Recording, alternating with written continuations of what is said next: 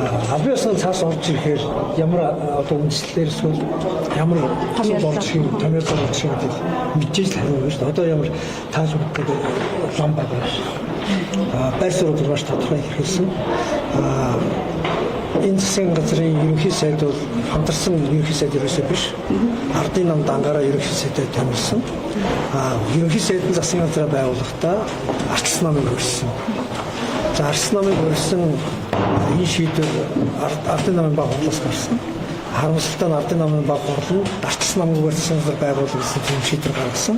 Тийм учраас ерөнхий сайдад итгэл үзүүлэх хэсэг, ерөнхий сайд ямар бичиг оруулж ирэх хэсгээс үл шалтгаалаад арчилсан намын сайдууд энэ засгаас гарна гэдэг хэлсэн. Ер нь одоо хувийн асуудал юм бүхлээ одоо засаглалын хямрал руу түлхэж шүү. Ер нь олгооны зөв олгоо нотлоод явах юм шиг. Засаглал хямралын бол байхгүй шүү дээ. Үндсэн хуулийн хүрээнд засгийн газар солигдох, ерөнхий сайд солигдох, улсын хур шийдвэр гаргах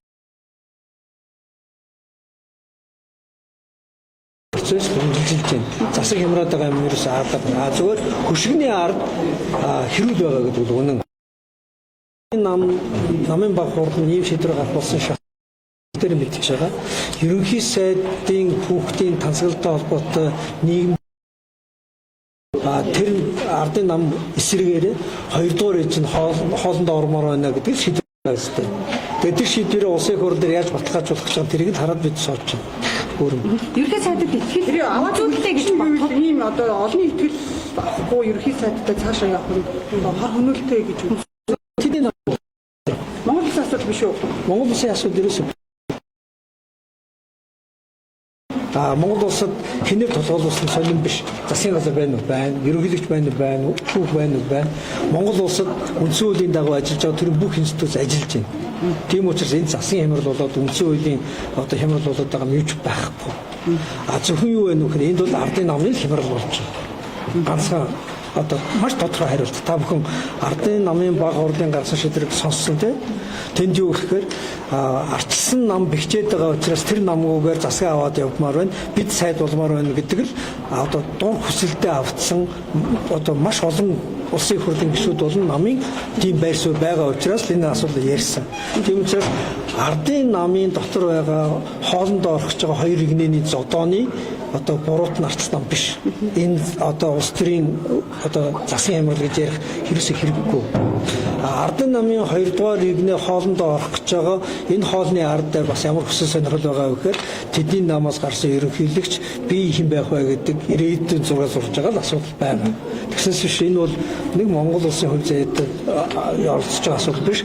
Зүгээр санал суудал дуртай, эрх мэдэл дуртай төрийн мөнгөн дээр жаалж явах одоо тийм 8 жил дангаараа засаглаж жаалж ирсэн хүмүүс хоолн жоохон дутагдаад ирэхээр л одоо асуудал ярьж байгаа. Ийм энэ яриг арчилсан намтай холбох ямар шаардлагагүй мөн засаглал одоо хямралтай холбох ямар шаардлага. Арчилсан намын зарим гишүүд бол одоо энэ ерөнхий сайдад итгэл үзүүлнэ гэхдээ хамтралыг бол дэмжихгүй байна гэдэг агуулга ярьж байгаа. Энэ сөрөг хүчний язгах байр суурь. Арчилсан нам маш тодорхой нэг байр суурь хэлсэн. Бид нэгдмэл нэг шийдвэр гаргана. Албан ёсны бичиг орж ирээгүй байхад бид таа шийдвэр гаргахгүй. Тийм учраас бид хүлээж байгаа. Арчилсан намын нэгд өдрийн бүлгийн хуралдаа дуусаагүй зүгээр завсарласан. Завсралтай яасан гэхээр албан ёсоор ямар бичиг улсын хурд өргөн барих гэж байгаа тэрийг нь сонсож байна. Хоёрдугаарт нь намын одоо ардын намын баг хурлын шийдвэр манай нам дээр огт ирээгүй. Бүр шийдвэр өгөх албагүй гэж ярьж байгаа гişүүч гэсэн байна лээ. Ямар ч тохиолдолд гэрээ хийсэн талууд нэг талдаа гэрээ ягаад зулснаа мэддэх үүрэгтэй байдаг. Ийм соёл байхгүй гэж байгаа бол тэр цаана юу гэдэг энэ гэрээ биш нөгөө түрүүний хэлсэн зүгээр дараагийн ээлж нь хоолндоо орой гэдэг шунлын дэвүүдийн одоо амбиц явж байгаа гэж харагдаж байна. Арчилсан намын зарим сайд нар хамтарсан засгийн газраас гарахгүй гэдэг дүнгээс ярилцлага өгч байр суурь илэрхийллээ. Бүлэг болоод нэгдсэн жишээлбэл Баатархуй сайд гэж хэлээд гарахгүй гэдэг агуулга цаашдаа явах хэрэгтэй. Нийлцэн шийдвэрт хүрсэн юм уу ер нь? Алтан гэрэл сайдын болон одоо ганц мөрөдөж улсын хурлын гишүүнээс гадна арчилсан намын дарга байгаа юм шүү дээ. Тэр хүмүүсийн яриаг сонссон бол маш тодорхой гэсэн баг тийм. Ямар одоо энэ ерөнхий сайд итгэл үзүүлэх хэсэг бол тусдаа асуудал. Тэрнээс үл шалтгаалаад манай нам цайдууд нь сайн дураараа гарахаар бичгээ бэлдээ гаргасаа зураад эхэлж байна гэдэг үг хэлсэн. Тийм учраас бүлэг ямар шийдвэр гаргана, нам ямар шийдвэр гаргана, тэрийг дагаад 8 сайд яг шийдвэр гаргана. Өөрөө багч.